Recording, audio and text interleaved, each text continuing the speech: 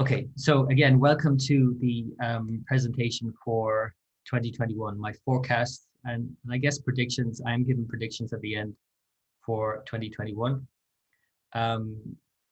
And, I guess from the outset, I want to be very level-headed about it because I'm conscious on the one hand that today the moon is in Scorpio, at the very end of Scorpio in the lunar mansion Jeshta.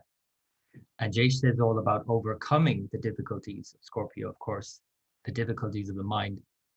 But I'm also very conscious of doing a presentation for a year that we're all very hopeful about overcoming the difficulties of the previous year. So, on the one hand, you could say Moon in Scorpio is not ideal to have a kind of upbeat, sort of optimistic view of the world. It is in a way a time to kind of be more downbeat, and that can be channeled in a more positive way, again, in relation to this lunar mansion Jeshta, which is about overcoming something. So in a way, I think this presentation is going to have that theme. I mean, the slides will bear that out, I think. So before we start, I just want to bring up this quote. I always like to bring up a quote at the beginning, and I think this is quite a relevant one. And from Eisenhower, who said, "Plans are worthless, but planning is everything." And this is in relation to making any forecasts or predictions in astrology. The prediction itself is worthless. The plan itself is worthless, because as soon as something happens, it's never as predicted. It cannot be. But the planning itself is invaluable. It is everything.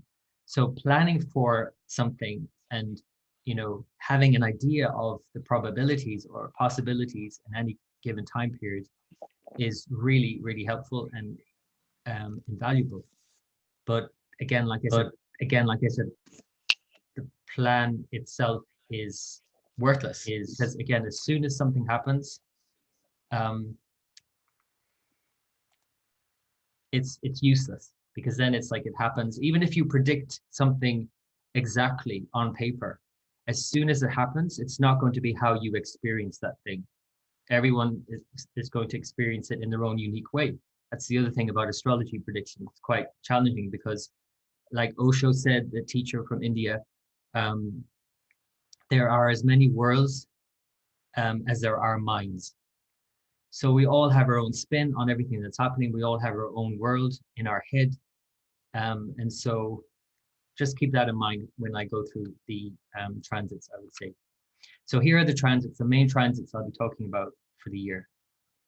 Jupiter, Saturn, and Pluto conjunction in Capricorn. That is a continual theme. I wish I had better news in that sense, because this is continuing, in other words, for the year. I guess the better news is that they're splitting up in 2021. But they're not separating signs. They're going to stay in the same sign for the year, the sign Capricorn. So it's all happening in Capricorn in 2021. So the theme of Jupiter, Saturn, Pluto, which throughout history has been a theme of upheaval and change and redrawing of boundaries and borders, and this sense of border in many other ways as well, in terms of death and sort of end times feel, and pandemics and space exploration as well has been a border issue with Saturn, Pluto. But when you have Jupiter, Saturn, Pluto in Capricorn, which is Jupiter's place of debilitation, its weakest place, it's kind of like, seems like a hopeless situation in many ways. But again, in 2021, although they stay in the same sign, they start to break up. Saturn starts to separate, move further away from Pluto. So again, it's the general theme. So in other words, another way of saying that is that we're still experiencing restrictions. Saturn and Pluto, we're very aware of borders and boundaries. We're very aware of the space between each other. And that's going to continue throughout the year, with Saturn and Pluto together especially. Jupiter will move in and out of Capricorn. I'll go through that. But Saturn and Pluto remain in Capricorn for the year. The other thing is that Saturn is shifting within the sign Capricorn, because in Indian astrology, we break that down to separate moon signs, you could say. So we have sun signs and we have moon signs or lunar mansions. So the lunar mansion Uttarashada or ladder of victory, and the lunar mansion Shravana, star of listening. One translation is also weary traveler or the limp walker. The transition from Uttarashada to Shravana is like being on a quest, having gone through a battle, which is Uttarashada. It's all about victory at the end of a battle, and feeling weary at the end of the battle, which is what Shravana is all about. There are other things about Shravana, and I'll talk more about that in a while, but that's the general theme in the year, that we're basically at the end of a long, hard fought battle, as Saturn now starts to shift into Shravana at the end of January and for the year, the whole year until the following January, and this theme of Shravana kicks in. So anyway, I'll go through Shravana a bit more. There's a lot more to say about that because it's a major theme for the year. Jupiter, like I said, is going to go in and out of Capricorn. So it'll be in Capricorn and Aquarius. And we're seeing this shift now in the year from Capricorn themes to Aquarius themes, which is basically about innovation. It's about coming from this place of Capricorn, which is quite scary in many ways, and going to Aquarius, which is still scary, but it's also pushing the envelope, and it's creating solutions, and it's looking to the future. And this year is going to see, I imagine, and if you look at reports that, you know, what's going on in the world, this year is going to see huge leaps forward in terms of innovation. So whether that's the internet, whether that's space travel, whether that's self-driving cars, whatever it is, what we see what happened with Tesla and so on and so on. Elon Musk has just become the richest man on the planet. I'm going to talk about that theme as well, about the divide between the rich and the poor, because that's going to become more and more extreme. The conflict between that as well is going to create what in my mind is a revolution by the mid-decade. But again, this Capricorn Aquarius shift this year is going to be at least more hopeful, especially in relation to Jupiter themes, because Jupiter doesn't like to be in Capricorn. In a sense, it's unethical, it's immoral. There are too many conundrums to deal with, and like you have all of the ethical conundrums at the moment with the virus. And then in Aquarius, at least it's kind of thinking outside the box.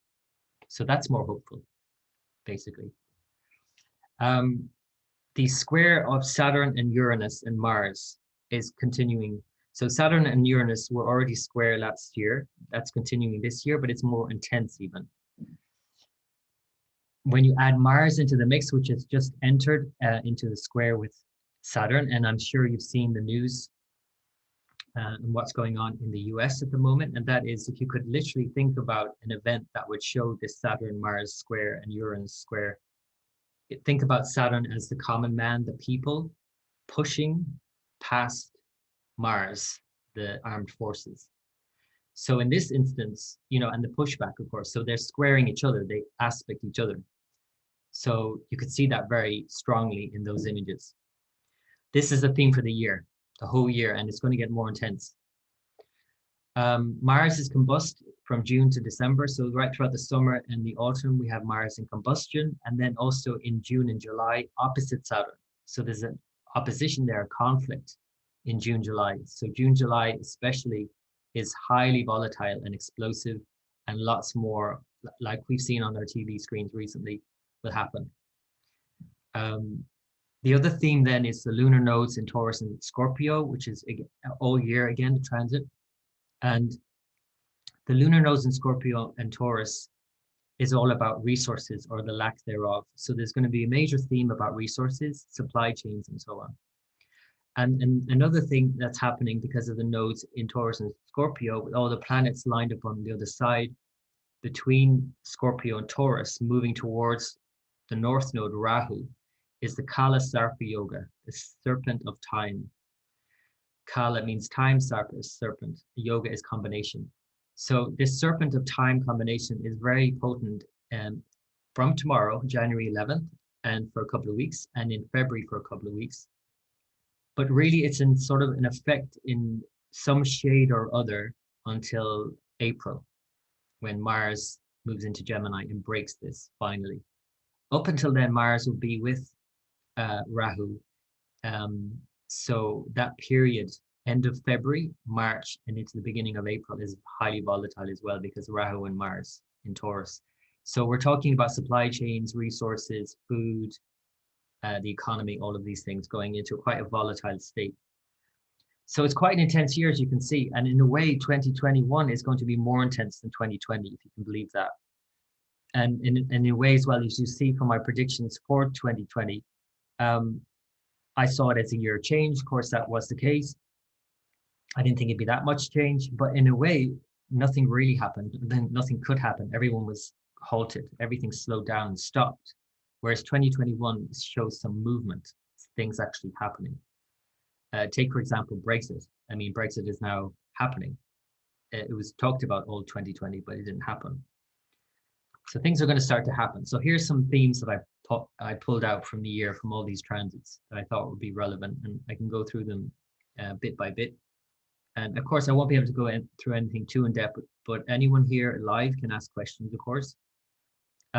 Themes are movement because of the sign Shravana. It's all about movement. And the next three signs for Saturn, Shravana, Dhanishta, and Shatabishak, these are all three lunar mansions that bridge Capricorn and Aquarius, and they're all movable, mutable signs. They're three in a row, and it creates a lot of movement and change in life. And so there's going to be a lot of movement, a lot of change, a lot of innovation, a lot of invention, a lot of progression, lots of new things. Like the last time Saturn was here was the birth of the World Wide Web. This time it's another, like it's like coming of age for the internet, and you have all of this kind of what we're doing now with Zoom, but it's going to go even further in the next few years. So we're going to see leaps forward. And one of the things, of course, we're seeing as well with Elon Musk and his Starlink company launching, I don't know how many thousands of satellites into the orbit and creating this Starlink satellite internet connection. So this is always the case with this sign Shravana. It's about connection as well. So education, Shravana is all about education, another big theme. Connection as in the internet, but also, and I'm putting here as well, or the lack thereof. So movement or the lack thereof. We want to move more, but we might not be able to. We want to go somewhere, we might not be able to. Education, you know, has to change. It might go online more. Connection, like the internet, like I said, is a really good example of how Saturn can, on the one hand, build a system like the internet that connects us more to each other like we are now. But at the same time, it disconnects us from, like the saying I've heard about the internet, which is really, I think, apt, is the internet brings those that are further away closer, and those that are close further away. So there's this connect, disconnect kind of thing always with the internet. So it's kind of a double-edged sword, in other words. Another theme will be preservation. So we can see, of course, you know, what's happening in the US, and, you know, because they're a big driver, you know, in the economy and all of that. And we can see what's going to happen there. And, you know, the need for preservation orders and all of that will be relevant around the world because we're going to see, of course, another year of extremes. Resources, as I said, there'll be, you know, supply chains interrupted, and people will be aware of resources. And Rahu in Taurus with Ketu, the South Node in Scorpio, this can bring up extremes in terms of resources, and the most obvious is the vaccine. People grabbing the vaccine, countries hoarding the vaccine while other countries go without, for example, or whatever it might be. It's always about resources with Scorpio and Taurus. Other themes, scientific breakthroughs, a lot in the new year or this year, I imagine. Treatments as well. I mean, one of the things that's fascinating to see now is that the last time Saturn and Pluto came together was the 1980s, and was the HIV epidemic. This time, of course, it's the COVID-19 pandemic. And what we're seeing now is this breakthrough in HIV treatment. So this year we'll likely see further development in that, in development of the vaccine, I mean, for HIV. So while we're thinking all about COVID, of course, I mean, that is, you know, obviously really important. There are a lot of things happening as well in terms of scientific breakthroughs in healing, and cancer treatments as well was the one that came up last year. So space exploration, another big one. You're going to see that big mission with the asteroid that they're trying to deflect. They want to do it as an experiment to see if that were able to be done.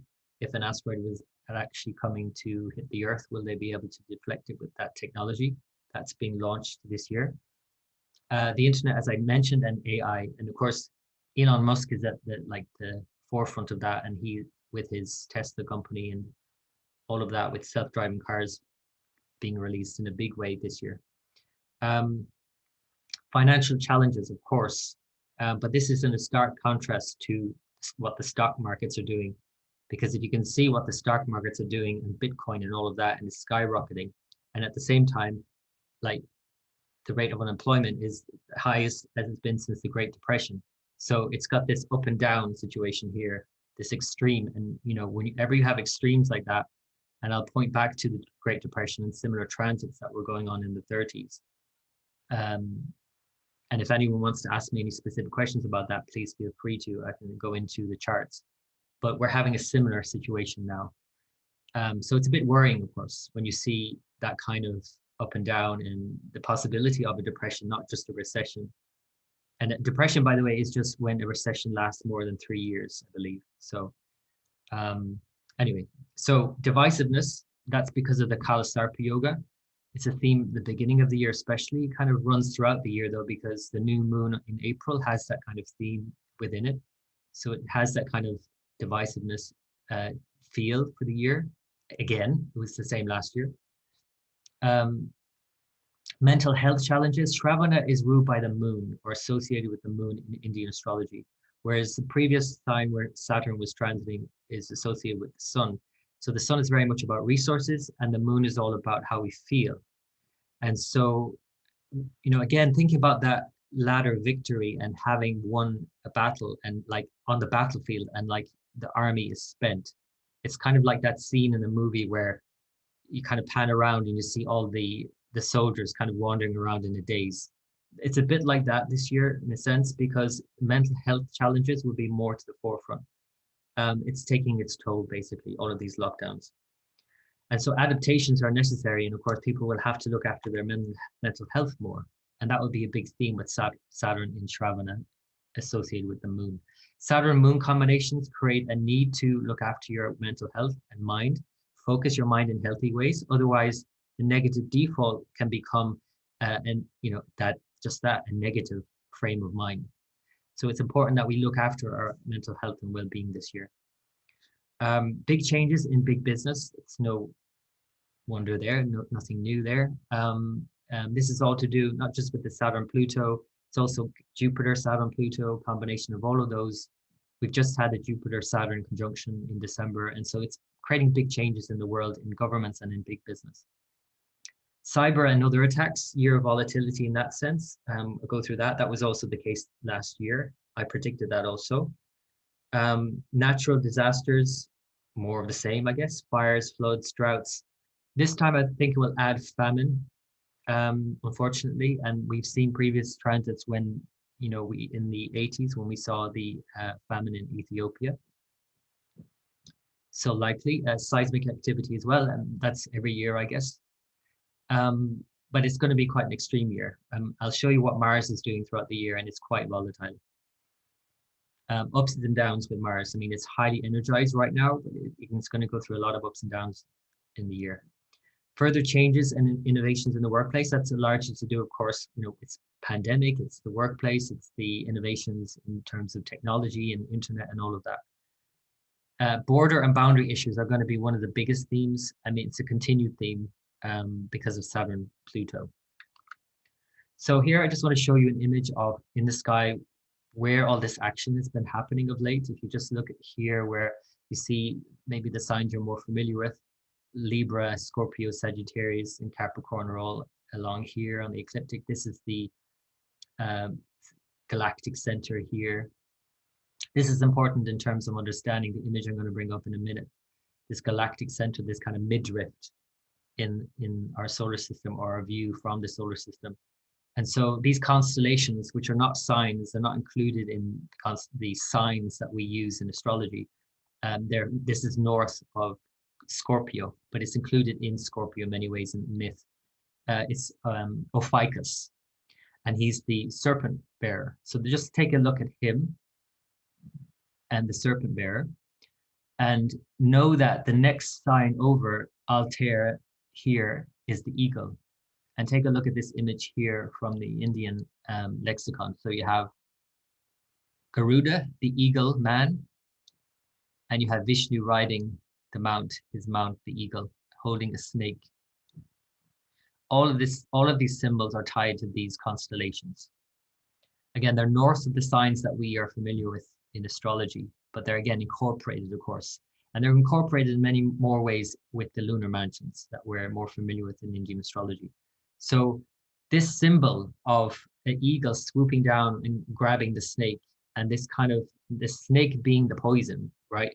And this kind of rescuing, not just out of this poison, but if we think about the image of the elephant that I've shared previous in the swamp, in the mud, being held in the crocodile, this is Capricorn over here.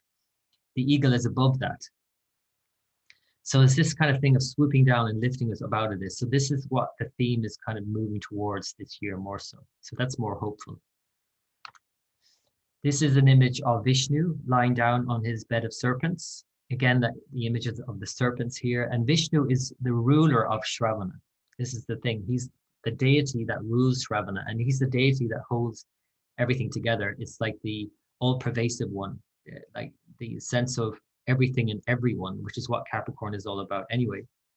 And Shravana and Saturn in Shravana we're very focused on everyone again. It's like connecting to everyone. And this is why the internet and all of that are big themes for the year. But also because Saturn is Saturn, it's going to also disconnect. We're going to be very aware of the disconnect. Anyway, so that's something to be mindful of with Saturn in Shravana. So this is the image that you might have seen, this churning of the oceans of milk. So this is, if you look back at the image, think back to the image of the center, the galactic center, and this mountain on top of the turtle, which is the avatar for Saturn, the Vishnu avatar for Saturn. So Saturn is this base. You always think of Saturn as the base of something, building something, containing something, giving it structure. This is Vishnu here. And the gods and the demons, the gods are here and the demons are on this side, churning the snake, the mountain, churning the oceans. This is analogous of so many different things in life, in terms of, you could relate it to the virus itself, the vaccine treating the virus. You could relate it to our negative thoughts and positive thoughts being thrashed about in our head. You could relate it to our negative karma and, thrashing it out and working it out and processing it all out. Saturn is the planet of karma, and its name in terms of the Vishnu avatar is Kurma. So they sound similar, karma and kurma. And it basically is because it's all about working out this karma that we're all having to work out together. And this is what's happening right now, this kind of thrashing about. And if I just bring you back to that image, this is literally what's happening in the sky here with this serpent bearer. And this is the galactic center here. So this is what's represented here in this image from India. So this sense of three footsteps is a big theme as well of Shravana. It's one of the stories that's told in the Puranas. And basically it's the story of Vishnu in the avatar of known as Vāmana, the dwarf god, which is associated with Jupiter, which is also transiting Shravana as we speak. It's just moved in. So these three footsteps is all it takes. Three giant footsteps, that will cover the entire universe, eventually restoring harmony. This is the story of the three footsteps: self-restraint, charity, and consciousness, or control, generosity, and attention. Now, that all sounds very easy, but I mean, all these mythological stories are telling us something that's important to learn, a lesson here. And it sounds easy that three footsteps will restore harmony, but those three are quite big. And that's why the story of Vishnu in the form of Vāmana, the dwarf god, who grew bigger once he was granted his wish to take three footsteps, reclaim the universe. And so this Vishnu has said to incarnate 9 times. Each time is an avatar associated with the 9 grahas or planets of Indian astrology. When there is chaos, Vishnu returns harmony, uplifting the planets, bringing out their highest expressions. So this is a more positive thing, that Saturn can be purified now this year. As soon as it moves into Shravana, there's a purification taking place. So in 2021, Jupiter and Saturn both will enter the star sign Shravana, a sign that is symbolized by these 3 footsteps. Thus the journey begins. So the journey is just beginning though. And it might sound easy, but again, if you were to take these 3 footsteps yourself in your own personal life, these are quite big steps to take. Self-restraint being the number 1. And that, of course, is going to be a big theme throughout the year. And some people will struggle with that because of the Mars-Saturn being self-restrained. Charity, of course, is another one, helping each other out. We're all having to do that, of course, at the moment. And consciousness or attention, that we're just in our lives, we're focused in our lives, that we're not in the future, we're not in the past, we're doing what's necessary in the moment, and we're responding, we're being responsible, which is what Saturn is all about. So it's a tall ask, but it's what is possible this year, more than last year even. So let's get to the elephant in the room, I guess, because the pandemic is here, and we're experiencing it, and we're likely to experience it for a lot of this year. But I do want to highlight that there is a theme here with the transits. And again, if somebody wants to look at the charts, I can show the charts. But these have happened before and they'll happen again. Point I'm making here is that if you look back in history at similar conjunctions like Pluto, Saturn, Jupiter conjunction during the plague or the Black Death, estimated 75 to 200 million deaths. Spanish flu, Jupiter-Pluto conjunction, estimated 20 to 50 million deaths.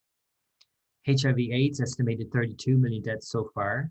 Again, a Pluto-Saturn-Jupiter conjunction, the last Jupiter-Saturn-Pluto conjunction. And, and the present COVID, estimated so far 1.92 million deaths so far. Pluto-Saturn-Jupiter conjunction. So obviously you can see a trend here that it's lessening all the time with each new virus that comes into our world. It's like we're able to handle it better. Modern medicine can deal with these things much, much better. And so I don't really ascribe to these kind of doomsayers about it just becoming like it's not going to be another plague. Basically, we are able to handle these with our modern medicines. So the fact is, though, that they happened before and they'll happen again. And every time these come together, Pluto, Saturn, Jupiter, even just the Jupiter-Pluto during the Spanish flu was enough. And this is the graph of the Spanish flu. And so we had a first wave, a second wave, and they had a third wave. The second wave was the worst one. And at that time, Jupiter-Pluto were closely together because they were moving in and out of each other for quite a long time. But in fact, this time they stayed longer together and they moved in and out and met 3 times. So in a way, it's longer this time. So this is the graph that you can get at Archetypal Explorer. It's a great graph for astrologers, a website you have to sign up for and pay for. But basically, you get great graphs showing how these correlate with what's happening around the world. So you can see here, this is the Jupiter conjunct Pluto graph, and it came together 3 times. The conjunction came to exact 3 times. April, May time, July, and then November into December. And you can see what's happening here. This is the American deaths or cases of COVID in America. So you can see it correlate with the first and then the second rise. And now we're still in the third. We're all in the third, right? And it's again, not just because of the Jupiter-Pluto, it's the Jupiter-Pluto and Saturn in Capricorn, which is restricting everything and the economy and all of that and lockdowns. But it's still showing the deaths. That's what Jupiter-Pluto shows. So hopefully then this is the last wave, the last big wave. It's the biggest wave. But because there is no Jupiter-Pluto exact conjunction again, it might not go as high. But the fact is, again, I'm sorry to say it, that Jupiter, Pluto, and Saturn are all together in the same sign all year. So it's not going anywhere. Like it's not going to like overnight disappear. In other words, it's going to be a very slow process of getting out of this. So the other thing to look at in relation to what's going on, of course, is the economy. And this image here that Samir came up with, again, with very little prompting, is so apt. So this is Jupiter. And this is taken from the image of Jupiter, or Gajendra, as the elephant stuck in the mud in Capricorn. And if you saw this full image, you'd see his leg has been bitten by a crocodile, which is symbol of Capricorn. So it's the sense of Jupiter, the economy, the growth, the optimism, hope, being stuck, being depleted, being depressed. And at the same time here, you have Rahu in Taurus in a trine. So they aspect each other. They're looking at each other very closely at the moment. So this is what is basically symbolic of the economy. You have on the one hand, the virus and the vaccine now coming in, and the economy and all of that showing this kind of Rahu and Taurus combination here. But on the other hand, you've got more people out of work than ever. So it's kind of like this sort of, they're both existing together, and we have to kind of make room for both of them. So this is giving hope, of course, this vaccine. This is what this is all about. And, the markets are, going through record highs at the moment. If you read the news recently, and even just in the last few days, the markets are going amazingly high, right? So that's just not reflecting what's happening on the ground for people with Jupiter and Capricorn, because again, Jupiter in Capricorn is debilitated, and I have no problem using that word, because debilitation is exactly what it is. It's completely debilitated. It's not able to do its job. It's not able to function. And Jupiter is again all about the economy. So this year it's all about Capricorn. All of the planets bar Mars, all of the visible planets are in Capricorn, and they will be by February, all of them. So you can see here, as soon as the sun moves in by mid-January, and then Venus by the end of January, you have Pluto here as well, you have Saturn, you have Jupiter, of course, and you have Mercury, and you have the moon by the new moon in February, in the middle of February. So January and February, everything's about Capricorn, and it doesn't really start to shift into Aquarius until March, and then April more in a bigger way in April when Jupiter moves in. So it's really all focused now on Capricorn, and whatever that is in your own chart, you're really focused on that area. And sometimes, or maybe not even sometimes, but usually when we're overly focused, we have all our eggs in one basket. That's not such a good idea. And planets don't function as well when they're all crammed in together. Like, we lose perspective. So if you're overly focused on one area of your life, you're missing other things around you, most likely, if you're just solely focused on that part of your life. So generally, of course, Capricorn is all about business, big business, governments, regulations, rules, restrictions, the people, diplomacy, all of that, or not diplomacy, democracy, all of that is being really challenged right now. And it's also being really challenged because Mars is here in a square. And that's going to get more intense throughout the year, because Mars in the summer is going to go opposite. And then especially in the autumn, October, November especially, it's going to go into another square, which is even more intense here from Libra. So between Libra and Capricorn in October, November, we're going to have even more tension going on in the world. So I'm going to take a short break here for questions for people who are here live, and I'll be able to take a sip of my tea. And I just want to remind everyone that if you haven't already, the magazine is online. You can read it online now. Sans typos, for those who have received the copies, you will find typos in it, a few.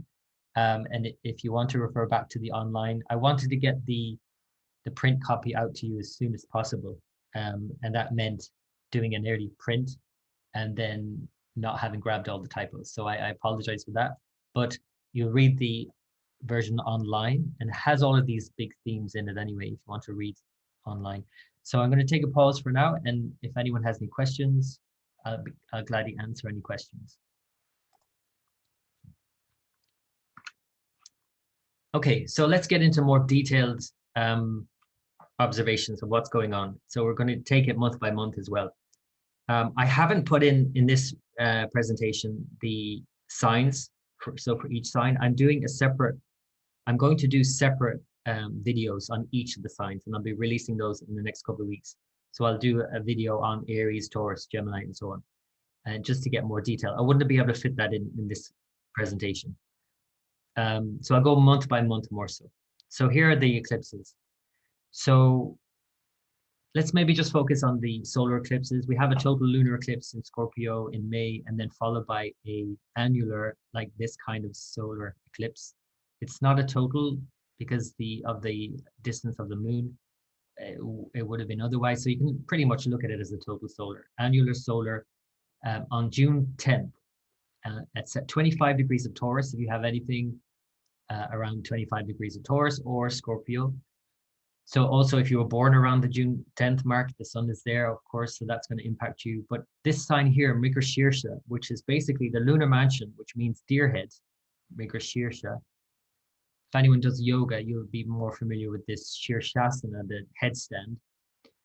Mrig is deer. So Mrigashirsha, deer head. What does that mean? So basically, its symbol is the deer head, and it's all about roaming about, or wishing to roam about, and innocently searching. And it's seen as the star of searching, is what it's translated as oftentimes. And it's ruled by the god Soma. So Soma is the cure, the treatment plan, the vaccine, whatever it is. So this eclipse here in June suggests the turning point in terms of the treatment plan and this vaccine and treatments and all of that. Now, it's Rahu here, the north node of the moon, the north eclipse, the shadowy Rahu that's eclipsing the sun. So there's obviously going to be some issue here because Rahu obscures things, it distorts things, and it may bring up these distortions in ways I've seen already, things like fake cures, things like rushing treatment plans through out of fear, because Rahu creates a lot of fear. It taps into that reptilian brain, the brain stem. So we get very fear-based with Rahu. And Rahu in Taurus is fear of lack of resources. So we can see this fear of lack of vaccines already. You know, it hasn't even been rolled out yet. And of course, it's the frustration needing to get them out as quickly as possible. But with Rahu, it's always too soon, too quickly, too soon with Rahu. And we don't integrate the information enough with Rahu. We always go too far too soon, and then we have to backtrack. So that's something to be mindful of. I don't even want to go down that route in terms of the actual how that plays out. I just want to give you that in that general sense. You can figure your own, you can make up your own mind about that. But there is always a sense with Rahu that it's too much too soon, and not the information isn't assimilated properly. So that's all I'll say about that. The other thing then is that we have more eclipses at the end of the year, and we have a partial lunar in Taurus, but then we have a total solar, another one in Scorpio, and another in Jeshta. We already had a Jeshta eclipse last December, on the 4th of December. So this one at 18 degrees of Scorpio, if you were born anywhere around the 4th of December, if you have any planets around 18 degrees Scorpio or Taurus, this is going to impact you more so. And this shows, because we have already had an eclipse here last December in Jeshta, and we're finishing out this year with one in Jeshta, this was really bookmarking or bookending the year in many ways as well. So Jeshta, again, the theme is overcoming something. And so this whole year is about overcoming the virus, of course. And so this is likely going to be the case.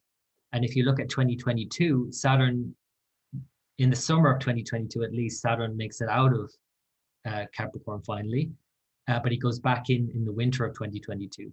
So it's showing that we still have some restrictions, whether it's the virus or whether it's just social restrictions because of the way we live at that time. I don't know. But in 2021, we're having still this restriction, but at the same time, at least we're overcoming this virus throughout the year. And this turning point in the summer and the cure, it's not necessarily very clear cut, but it does at least progress things. Rahu always progresses things. The unfortunate thing is that Rahu progresses them too quickly. That's the problem with Rahu. So they're the eclipses, the most impactful points in the chart, really. If you know your own chart, you can really take Pay special attention to 18 degrees of Scorpio, 25 degrees Taurus. Anything you have around those degrees, that will get triggered. Now, Mars goes through here in Taurus in February until April. So, in March, end of March especially, just be very mindful that that's going to get triggered.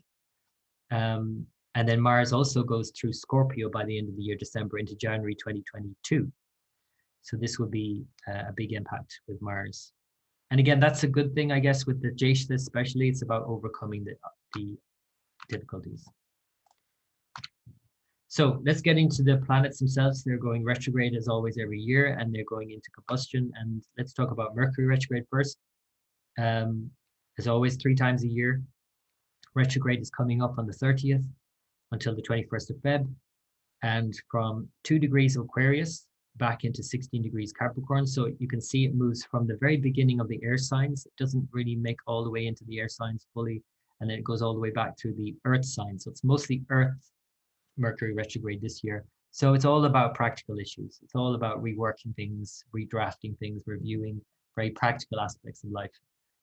And the fact that it's going into the air signs initially, but only initially, and then halting and then backtracking shows that there are new plans and ideas that are coming out, but that have to be halted because of something else that has to be gone back over. So it's like you're doing something and then you're planning this, and then you have to go back to the thing you were doing and you have to go and rework that thing. Basically, that's the general theme. Of course, if you know where these areas are in your chart, Capricorn, Taurus, Virgo, the earth signs, these are the things that you'll be reviewing more so. In January, Feb, it's Capricorn. In May, June, Taurus. And in September, October, Virgo.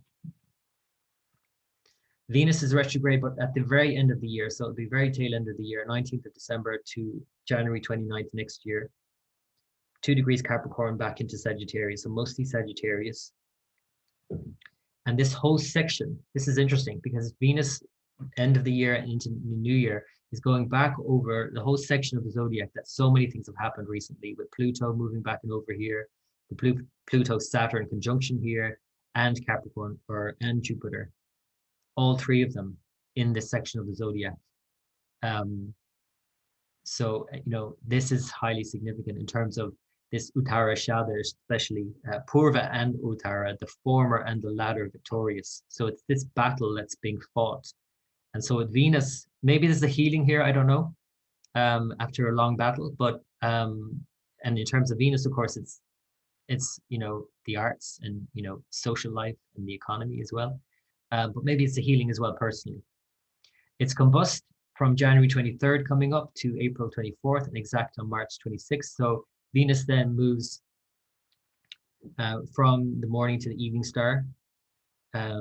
So it's going through this transition during this period, so it won't be visible till later in the summer. So it'll start disappearing. It has already, I think, pretty much disappeared, or will by the end of January disappear from the morning sky. Mars is not retrograde this year. It's got enough to deal with. It's combust from June 7th to December 7th. And it's exactly combust on October 6th. This is one of the things in the magazine. You'll have to refer to the online magazine because there's a mistake in the printed version I sent out to patrons. This is one of the unfortunate things about the way I do it, is that I actually do this by hand. So I do the ephemeris all by hand because I feel like it's a better way of learning all the transits and get them in my head for the year. So I don't just copy and paste from an ephemeris online or anything. And that's a problem in one way because I can make mistakes sometimes. They're not big mistakes, but it was like just a bit out. So I've corrected it anyway on the online version. Jupiter. Oh, by the way, just going back to Mars combust. Mars combust is just like that, combustible. It's explosive. So especially in June, July, because it's combust and in Cancer where it's seen as debilitated. So it's weak and feeling hot and bothered, at the same time not feeling the energy and overcompensating most likely for that and lashing out. So it can be very explosive and reactive, June, July especially. But even beyond June, July and into the autumn, it's quite explosive the rest of this time. Jupiter is retrograde every year, so June 20th to October 18th, 8 degrees of Aquarius. It'll make it into Aquarius in April, go back into Capricorn and make it to 28 degrees. So just a couple of degrees back in the sign. It won't be as weak for as long. It'll just be in Capricorn from September 14th to November 20th. See, I can rhyme that off my head because I had to go through the whole, all the transits in my head. So it's combust from January 15th coming up, March 18th. So it's exactly combust on the 27th. So Jupiter and Saturn is also combust right now.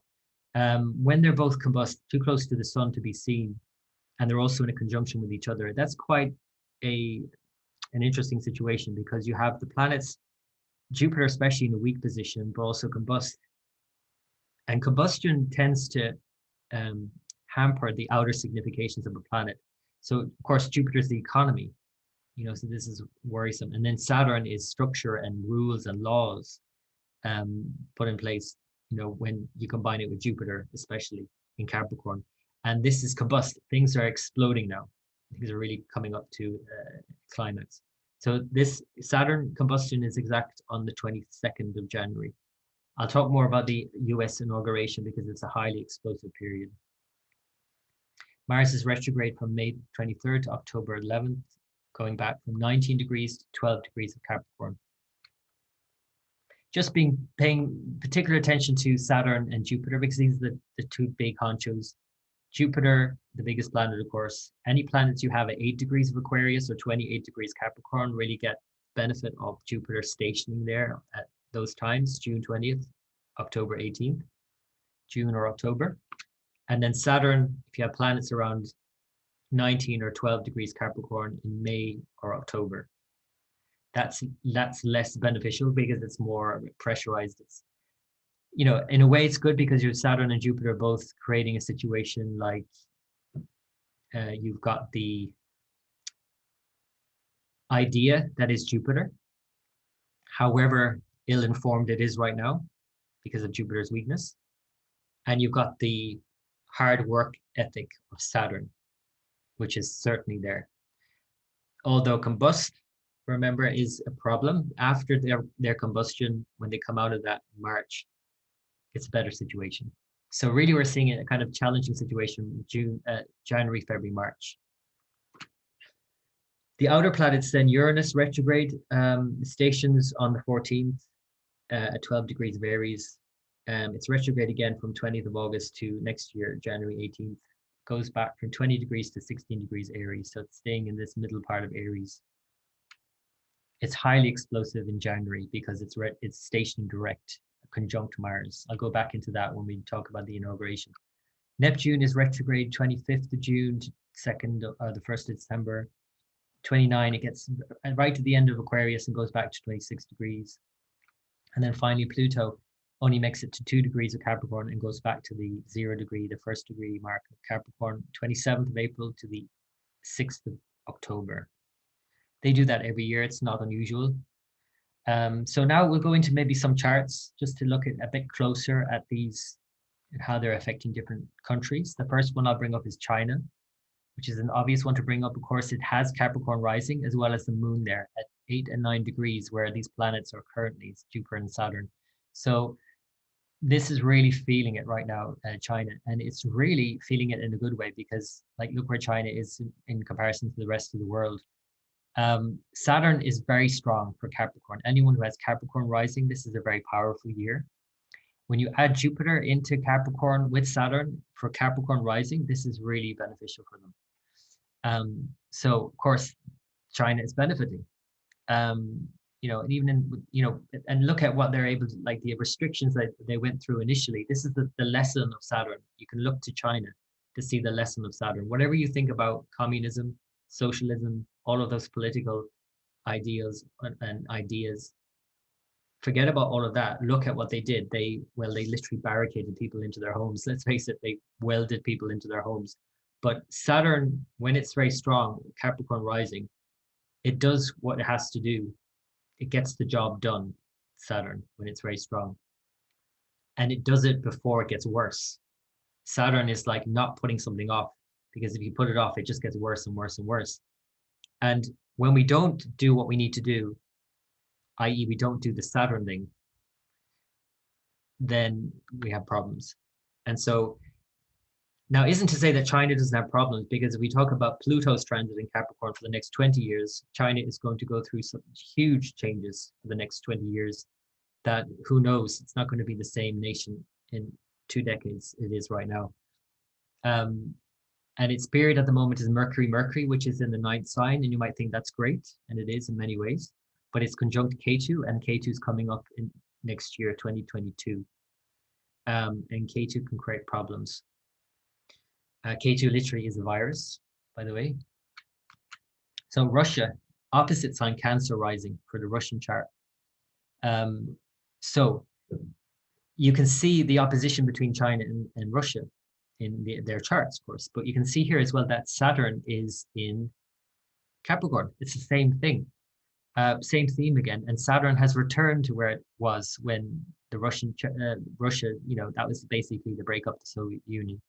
So Saturn, they're having a Saturn return. They're coming of age, basically, Russia.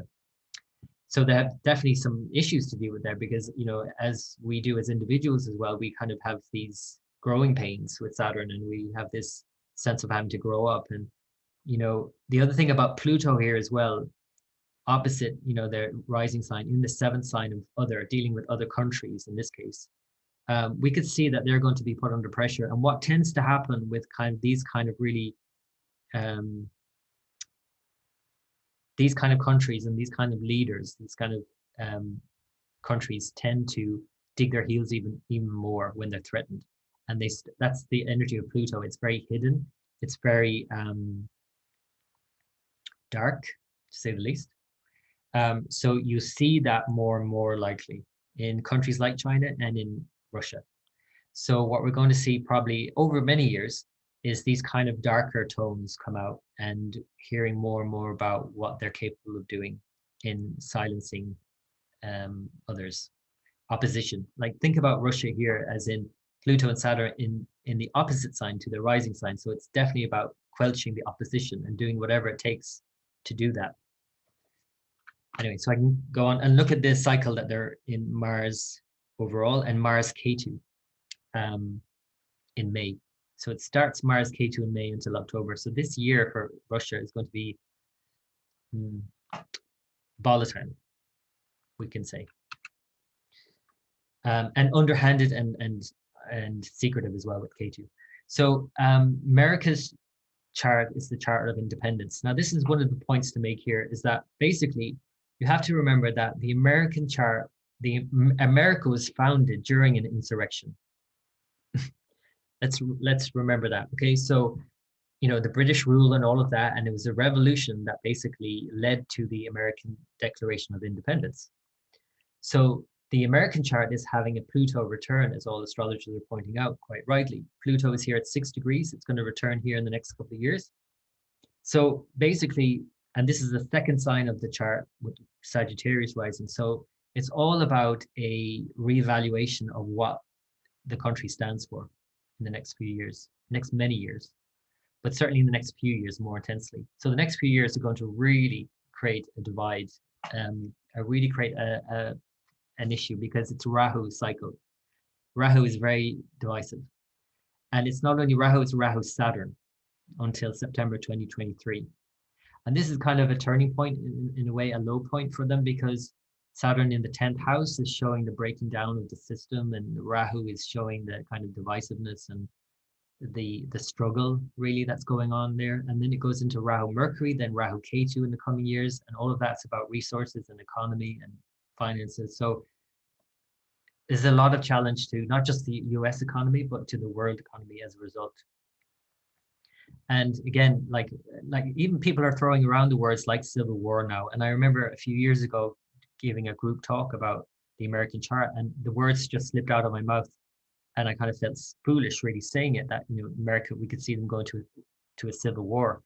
And everyone in the room laughed, of course, because that sounded ridiculous at the time. That was a few years ago. That was like 6-7 years ago. But now, like, that is actually being used, that those words are being used. That's actually, whatever that might look like in this day and age, that might be a possibility. Who knows what that looks like? Some sort of split, because Rahu creates splits. Okay, so this is the inauguration chart, which is highly explosive. And it's not just on the day, which is January 20th. You can see here that the moon has just joined Mars, which has just joined Uranus by exact degree. So that's one thing. And then someone asked me earlier about Saturn square, and you can see here that there's still that Saturn square to Mars. And now Saturn isn't just in the square, Saturn is now also hemming in the sun with Pluto. So you can see this Pluto here at 0 degrees, the sun at 6 degrees, and Saturn at 9 degrees. So the sun is hemmed in between the two. And that's like between a rock and a hard place, basically. And the sun is political power, and it is the leader. And you know, this chart, and not just again for the January 20th, but for the whole presidency for Biden, this is troublesome, to say the least.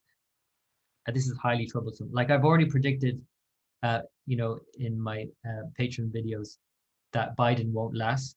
And that's obvious. Everyone's saying that anyway, but I don't even know now if he will last the year, looking at his chart and the transits. I said initially that it would be maybe 2 years at most. I'm not even sure if it would be the full year. And especially when you look at this chart. Okay, so the EU.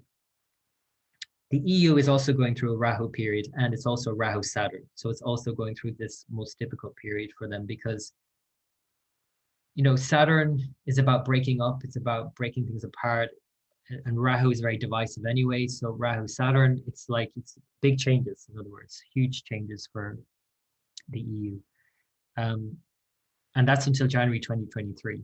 So you can see here the chart that's used for the EU is Cancer rising. And again, Saturn, the same theme as we were seeing Saturn in Capricorn. And they're having a Saturn return because they were, this is the chart for November 1st, 1993. So yeah, problems for the EU, basically, obviously, with what's happened with Brexit. So this is India and Pakistan have the same pretty much, except Pakistan was formed the day before, so it has an Aries rising, which makes all the difference, in fact. India has Taurus rising, so it has this yoga here. In this case, it's not Kal Sarpa, it's Kal Amrita. All the planets are moving towards Ketu. And right now, all the planets are moving towards Rahu. So literally, you can take all these planets and put them on the other side for India. And it's creating this huge turmoil in India, this churning that's happening in India now. I mean, all the protests and the farmers and the, you know, again, Taurus, Scorpio, it's all about resources. Like, I mean, I don't even know if it's just famines in the world, or will it be also things like, you know, we're seeing in India. We're seeing that as well, possible, you know, famine and all of that. Like people haven't been working in 2020. They haven't been growing crops, haven't been able to like they have been. So resources, Taurus, Scorpio, that's going to be a huge issue this year. So that's India. Okay, let me go month by month and we can go through the month and see what's the theme each month. Okay, starting in January, we have the new moon. So this is, I put up the new moon charts for each month. This is what you're looking at here. This is the 13th of January new moon. It's in Uttarashada, the very end of Sagittarius. So the very last degree of Sagittarius. And this is the general, this is kind of like the new year in a way. It's a new moon. So in a way, like it was asked earlier about, you know, could we use the first day of the year, you know, the first minute of the first day of the year on the calendar? I mean, you can, but you can also use this new moon if you want to see the themes. In Indian astrology, also, we use the new moon in Pisces in particular to see themes for the whole year until the following new moon in Pisces. So that occurs in April this year. So this theme again, and it was brought up before, is the Saturn-Mars opposition and Uranus, or not opposition, square. Continued Saturn, Jupiter, Pluto conjunction, Mercury there as well. And this new moon, as well as the following new moon in February, which I'll bring up, they're both at the 29-degree mark of the sign. So the 29-degree of Sagittarius in January, and in February, the 29-degree of Capricorn. So this is very much a theme of the beginning of the year being all about endings. So by February, and by this one in February, on the 11th of February, the new moon, we have pretty much all the planets except for Mars in Capricorn. This is Just too much emphasis on one area. And again, just be mindful of that in your own life in February if you're just being too focused on this. Because planets don't operate as effectively when there's too. Imagine that you've just crammed everyone into the same room and nobody can really get a word out. Like everyone's speaking over each other. That's kind of the situation that's going on here in February. So just be mindful of that. This new moon is in Dhanishta. So this is the lunar mansion that moves from Capricorn to Aquarius, which is where Jupiter is heading through now, and so, or will be. And we're having this kind of theme of kind of what is the bridge that, we can cross now from this dire situation in Capricorn to a more innovative approach in Aquarius. We're kind of, this new moon might give us a sense of that by mid-February. March, then the new moon is on the 13th of March. This is Purva Bhadra. Former, Purva means former, Bhadra is a suspicious one. So it's a former auspicious. That sounds great.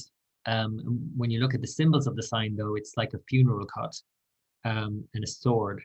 And that doesn't sound so great. But what it really is pointing to is that it's auspiciousness in terms of getting rid of what's not real, getting rid of what's not important, looking at what's beyond. It's obviously the theme of death, but it definitely strikes a chord in a deeper way.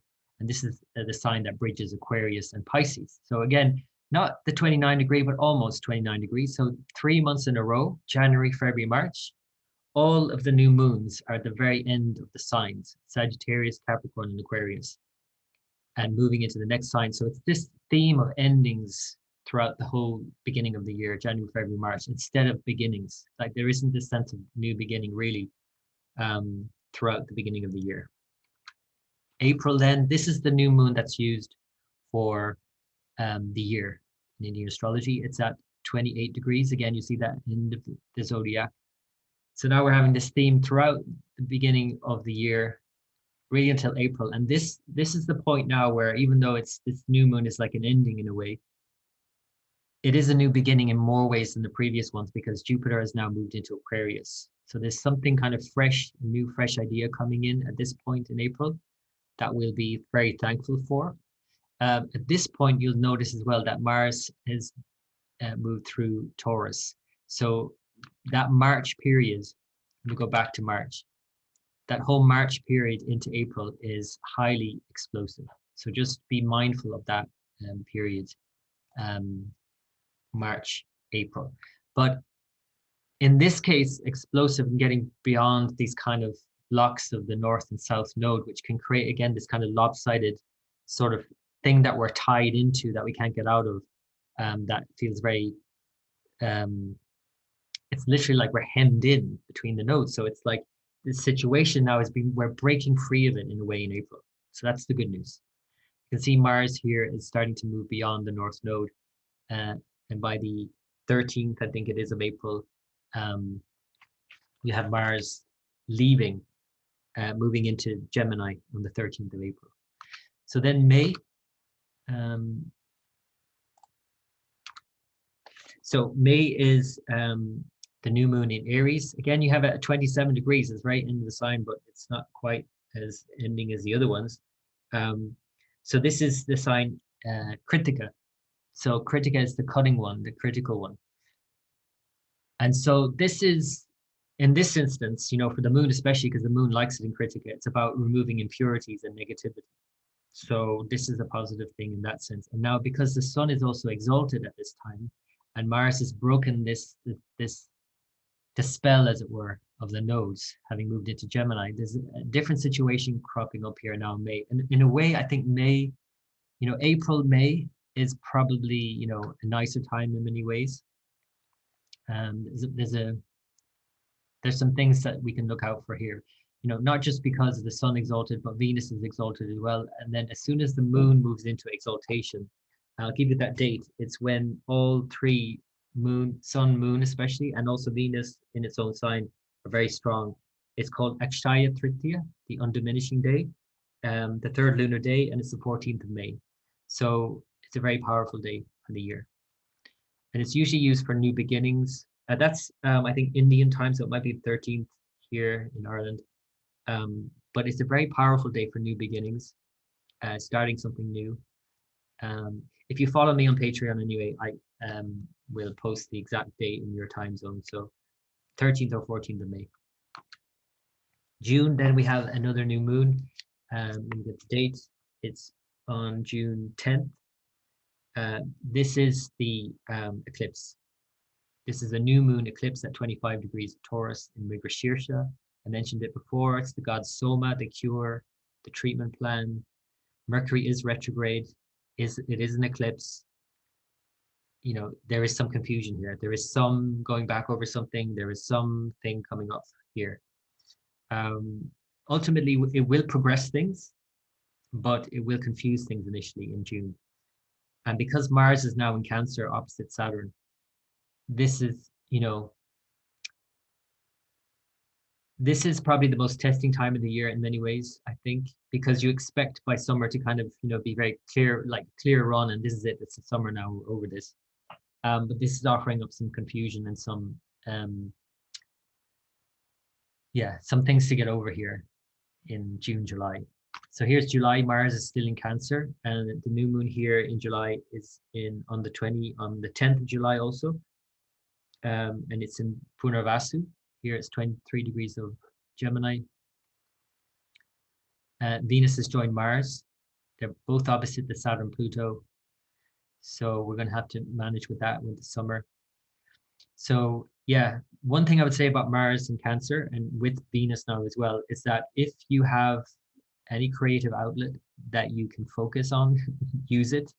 Because if you're feeling like you want to just go out and enjoy yourself and you cannot, with restrictions again still in place because of Saturn and Pluto here opposite, you will likely get very frustrated during this time in June, July. So it'd be best to try and channel that in some other healthy way. In August, 8th of August, is the new moon in Ashlesha. Wait, no, that's not coming up right. Yeah, that's wrong. Sorry. I put in the wrong chart here. But anyway, it is Ashlesha. So let me bring up the chart for then. This is August 8th. So here it is at 22 degrees in Ashlesha. So new moon in Ashlesha on the 8th of August in Cancer. Mars is now in Leo. It's in a much stronger position. When Mars goes into Leo, it's much happier there in the sun sign. Mars goes into Leo on the 20th of July and it stays there till the 5th of September. So end of July, August into September is a more powerful time. And this is the only time really that Mars is kind of really out of the way of Saturn and in Virgo. And it's not having a major impact on what's going on here with the restrictions. So this August period, end of July, August into September period is a good period. So let me go back to the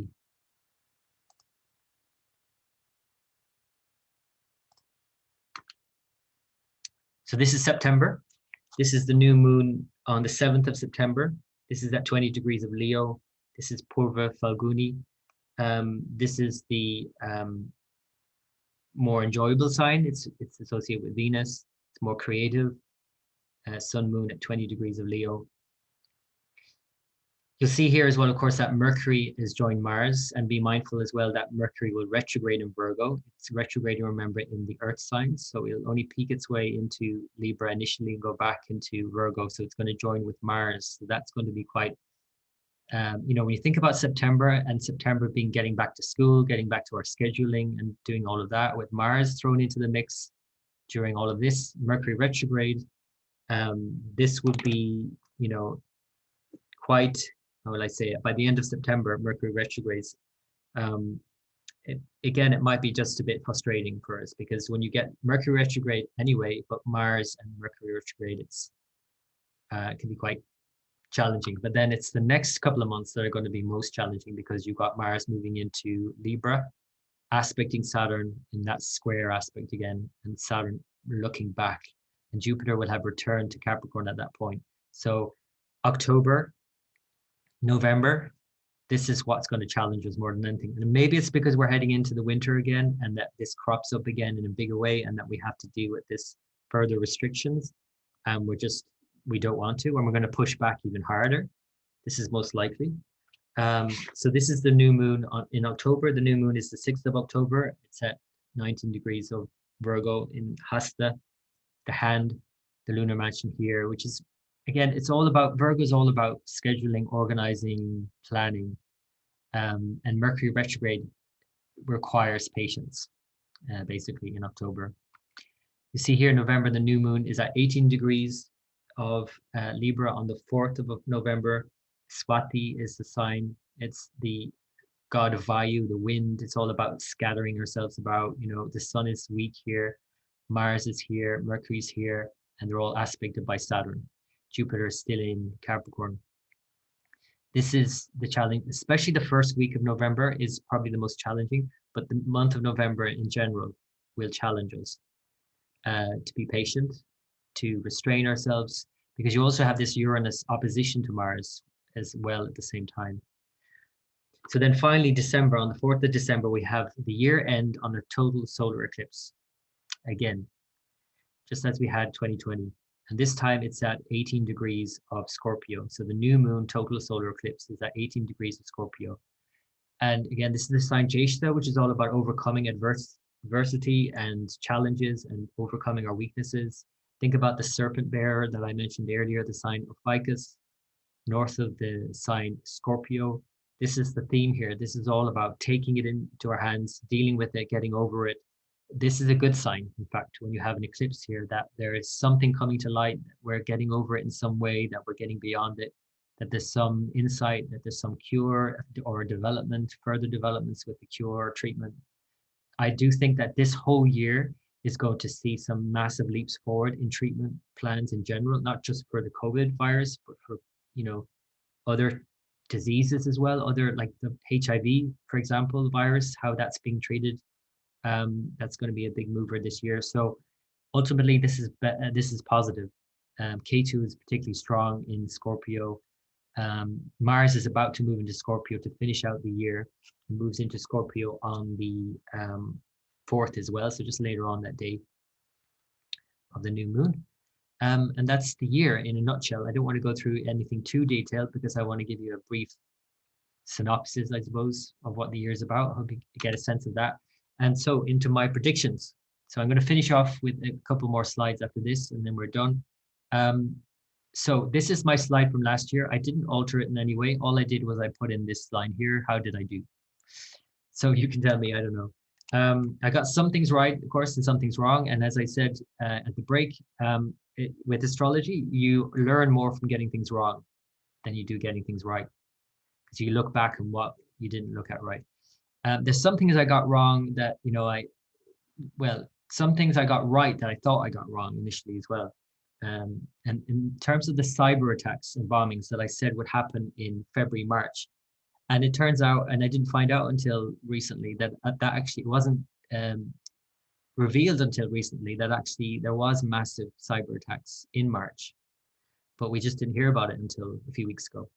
So I was right about that, but I just obviously didn't pick up on the virus, the pandemic. I was thinking more about K2 as in computer. K2 also rules computers and viruses in computers. So I think we're going to see more of that this year, especially by the end of the year, because K2 and Mars come together again in December 2021. So I said innovations in the workplace and internet, no big surprise there. As most trade wars, this one I got wrong. But I do think that this is going to come up again in 2021. I looked at the Iran chart, there's something bubbling there. Trade wars and Middle East tensions continue, and to see stock markets fluctuate. Extreme highs and lows in the economy all year. I don't know if I got that right, or is it just low all year? Maybe markets high, economy, in dire straits, I don't know. Attacks and natural disasters in America and Japan. Cyber attacks, I did get that right. Gulf region impacted, particularly in the summer. Again, Middle East, I didn't really call that right. Anyway, governments around the world forced to take actions on climate. That would be a big issue this year more so. I was reading that in terms of the Saturn Pluto, and I knew something was coming up with Saturn Pluto and big restrictions were coming up. I was thinking more in terms of the climate thing and didn't think of the pandemic at all. Further challenges to the EU. Well, I was right about that, I suppose. Uncertain year for Ireland, UK, and Germany. Yeah, for everybody. I think the UK, Ireland, Scotland, Wales are going to have a very uncertain period. The border issues are going to be huge with Saturn Pluto in 2021. Big industries and governments attempt to maintain control. I did get that right. That's Saturn Pluto. Uprisings continue against these controls with Mars. I did get that right, I think. Big changes in China leading to further volatility in markets. Yeah. The 20-year curse for the US president. I didn't predict Donald Trump would win per se because I didn't know who he's running against at the time.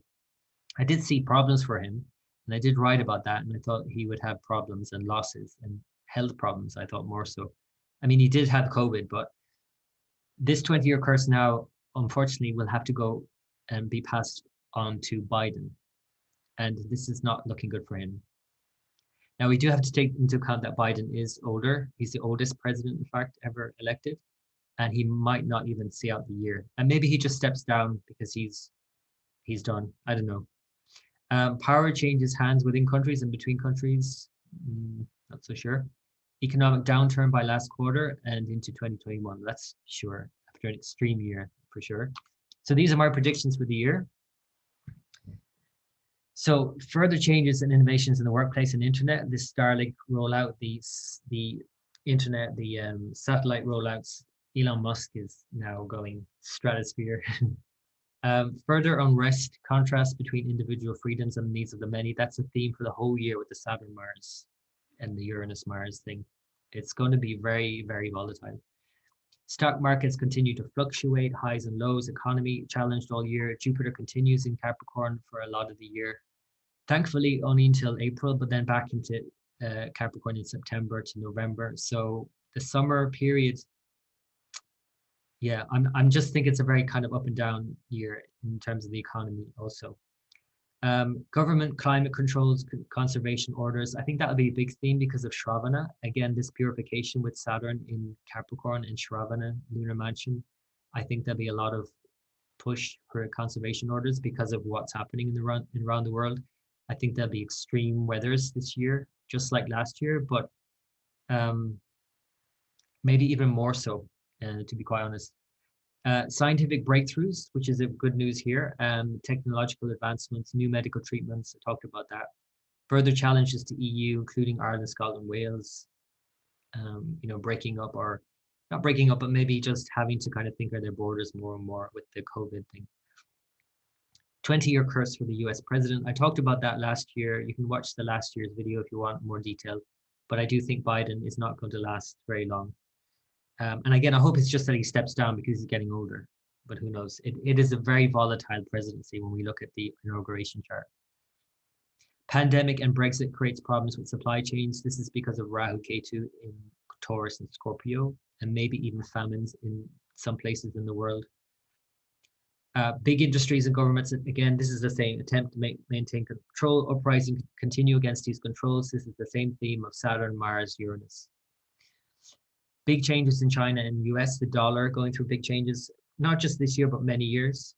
And I don't know ultimately if it's going to be a demotion of the dollar and no longer is the reserve currency. That's a possibility by mid-decade. Borders and boundaries all year continue to feel tension between countries and within them. New global lines drawn. So we're already seeing that with Brexit, of course. And every time Saturn and Pluto come together, there is this redrawing of boundaries of between countries and so on, like India, Pakistan, for example. The chart I showed you for India, it has an exact Saturn-Pluto conjunction. And because Saturn and Pluto now are opposite where they were when India and Pakistan broke up, that's creating tension there again. Things begin to heat up in the Middle East again. I do think that is going to happen again. I'm looking at the Iran chart as well, the Iraq chart as well. Anyway, fires and global disasters such as floods, droughts, and famines. Major attacks, including cyber attacks throughout the year, end of year, especially Mars joining K2 in December and into the new year, 2022. So obviously it's a very, it even seems more extreme than 2020 in many ways. But because I want to just leave that on a positive note, because Jupiter is starting to break out now and move into Aquarius, because Saturn and Pluto are starting to move away from each other, although they're staying in the same sign. It's not as intense in terms of the fear levels and in terms of the restrictions or the end times feel. Maybe there are still restrictions, but it just doesn't feel as intense in a way. There are things that are starting to shift, they're starting to move, and we're dealing with things. So it's more positive in a way, even though it's more volatile. You can imagine it as if like 2020 was a bad sleep, like a really nightmare-filled sleep.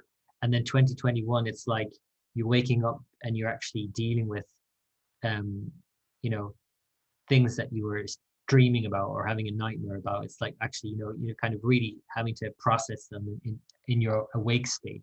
It's a bit more lively, I think, 2021 than 2020, and things are going to start moving. So one last slide before I leave you. And if you have questions, please feel free to type them in. But this is the big picture. And again, this is a big picture, so I'm going to give it a really big, broad, sweeping stroke here. So the reason why this is a challenging time more than anything, I think, is because Saturn and Pluto have been together and will be together for a long time.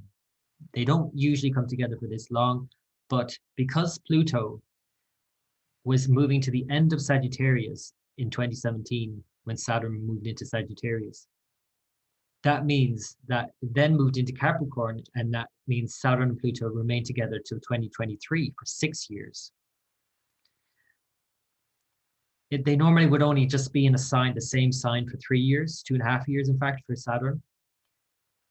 And this time it's 6 years. So you can see how this has been really dragged out. This kind of really end times feel has been really dragged out. And this is what Pluto is. It dissolves things, it threatens things, it changes things ultimately. So it changes Saturn. What's Saturn? Saturn is border, it's boundary, it's rules, it's regulation, it's government, it's the people. It's on the one hand the structure, and it's on the other hand the people who will rally against the imposed structure. The imposition is like unbearable, right? Saturn is just too rigid. And so Saturn also on the other side represents rebels in society. And so that's why you see movements like Extinction Rebellion. This is a Saturn-Pluto kind of signature. So this is a long, long transit. So this is why this whole period is marked by this upheaval and change in the world.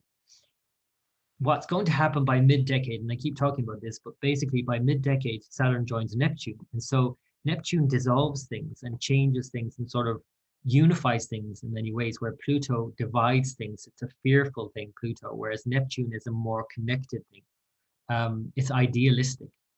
So Saturn Neptune is actually in Pisces, which is in opposition to where they were at the beginning of the US chart, for example, the Declaration of Independence. So that's interesting to know. But the general theme of Saturn Neptune in Pisces is more hopeful, and it might be too idealistic in many ways as well, but at least it's more hopeful, and it's this dissolving of these boundaries that we're putting up now. So this boundary, of course, we're very familiar with, is this separation between each other. Now, I'm not saying that it's going to take till 2025 to dissolve these separations, but I'm just saying it's going to take that long to really get beyond the kind of things that were put in place now, whatever that is. And that's going to last for a few years, 2025, 2028. At the same time, Jupiter will move into Cancer opposite to where it is now. Jupiter in Cancer 2025, 26. And this is when I think there'll be uprisings more so, and revolutions where people are really hopeful for something new. And it might not be revolutions like we've had in the past. It might be like tech revolutions. It might be like innovations. But it also might be revolutions around the world. People will rise up against oppression because Jupiter in Cancer is opposite Pluto.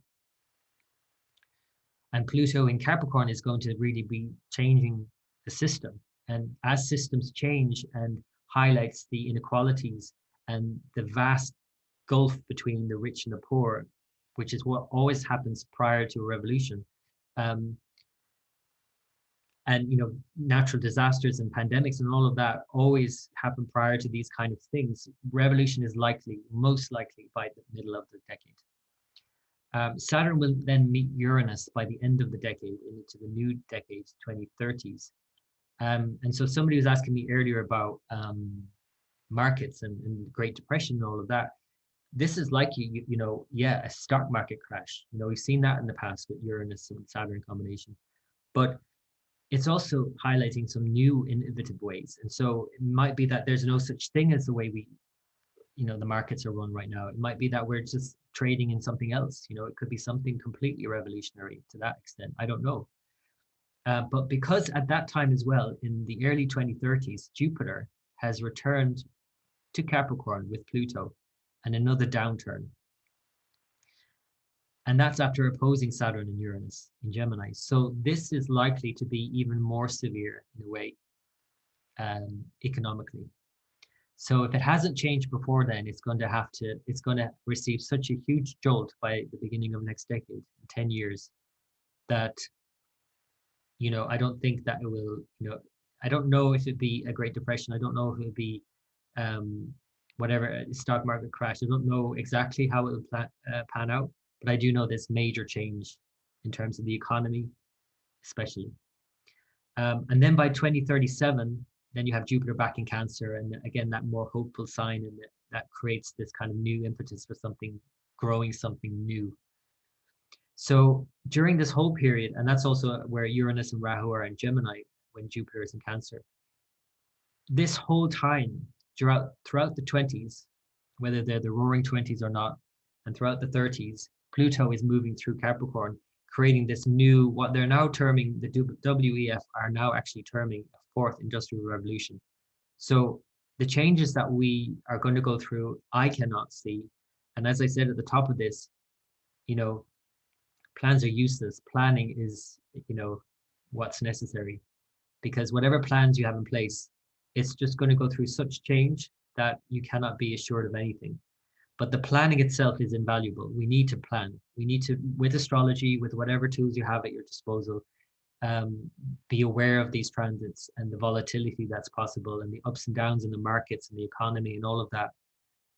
It's just not going to be, it's going to be a bumpy ride in terms of how we experience all of these things, because Capricorn especially is, it's about us all. We're all in it together. It's all about, the governments, the economy, big business. It's affecting us all. In other words, that's what Capricorn represents. And that's what Vishnu, the god Vishnu, is all about. It's about all of us, the connection we have to each other. And when those connections go through changes, we really all feel it and we cannot avoid it. And that's what I want to leave on that note, that sense of connection, which is most important than anything. And sometimes we maybe have to lose that connection before we get it back. So I'd like to thank you all. Before I leave, I just want to highlight the artwork here, which I was really grateful to Samir Rana. He did all the artwork. And they all really fit really well with themes of the year. Again, just not, I didn't in any way suggest that he did them in this way. But if you'd like to look at his artwork, it's at ranasamir.com. He also has prints if you're interested. And then for myself, thank you for coming today. And if you're not already a patron, you can become a patron, get daily reports. I write every morning. I do monthly forecasts, and I do now horoscopes every month. I do a short video horoscope for each sign, which I'll also be doing for the year. So I'll do a sign horoscope, a video for each sign of the zodiac, rising sign or moon sign. And you can also access a study group, which I've just started. So if you're not on the study group, if you want to study astrology, you can join me. You can more information there on the Patreon page. And I have this Scorpio Video Club where I do short videos on different topics. So it's patreon.com/timeline astrology, or just go to timelineastrology.com. Okay, that's the year. And as always, I wish you all the very best of what the year has to offer. And until next time,